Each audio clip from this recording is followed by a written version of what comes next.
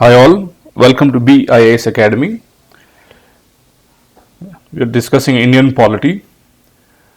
The topic is the Companies Rule Pitt India Act of 1784. Before this, we have discussed Regulating Act of 1773, and the next act is Pitt India Act of 1784. Why is this act called Pitt India Act? Pitt is the Prime Minister of United Kingdom in those days. Okay. During the company's rule, the British East India Company has passed another act that in 1784. That act is Pitt India Act of 1784. Okay. Why was this passed? This was passed to rectify the defects of Regulating Act. Why was this passed? This was passed to rectify the defects of Regulating Act of 1773. Before this act, they passed a small amending act in 1781 that is called Act of Settlement.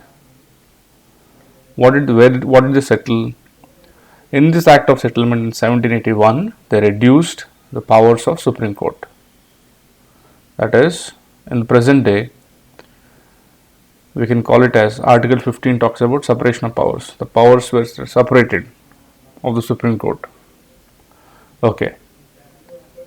After this Settlement Act, Pitt India Act was passed.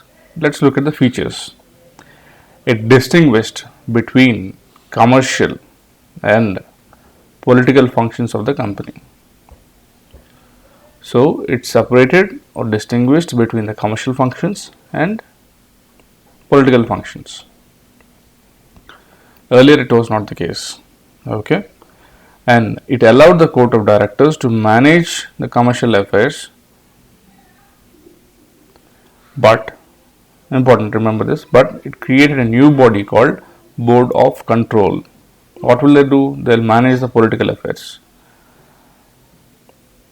As politics controls every sphere of our life, the Board of Control manages political affairs. Court of Directors, Managing Director, Board of Directors, where are they? They are in business enterprises or organizations. So here the Court of Directors came into force and they manage commercial affairs, whereas Board of Control manages political affairs. This for the first time was distinguished. Under the Pitt India Act, the commercial and political functions were distinguished. With this, it established double government. Okay.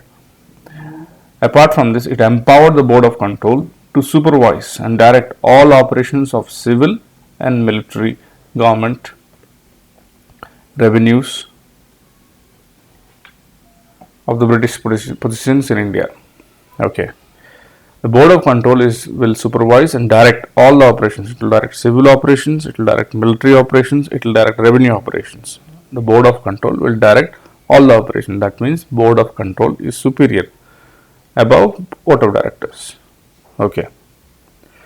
This act is significant for two reasons. First is, first time the company's territories are called British Possessions of India.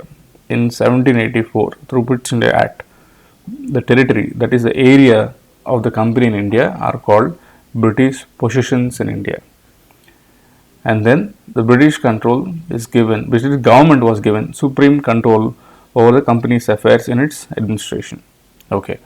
How do you remember this? The Pitt India Act was passed in the year 1784.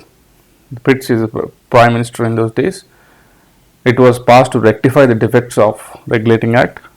So it separated commercial and political functions. Court of Directors will manage commercial functions. Board of Control will manage political affairs, civil affairs, military affairs, revenue affairs.